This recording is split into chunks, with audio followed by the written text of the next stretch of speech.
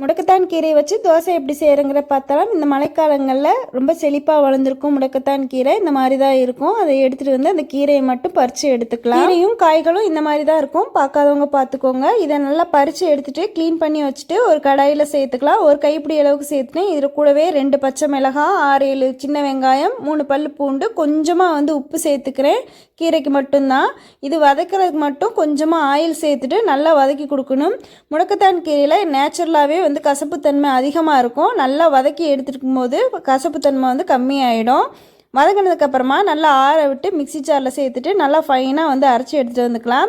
இதை வந்து இட்லி மாவில் சேர்த்துக்கலாம். இட்லி மாவில் சேர்த்திங்க அப்படின்னா தோசை மாவில் சேர்த்துட்டு கரைச்சி எடுக்கும்போது தோசை மாவு கன்சிஸ்டன்சிக்கு கரெக்டாக வந்துடும். இது இட்லியாகவும் செய்யலாம், தோசையாகவும் செய்யலாம்.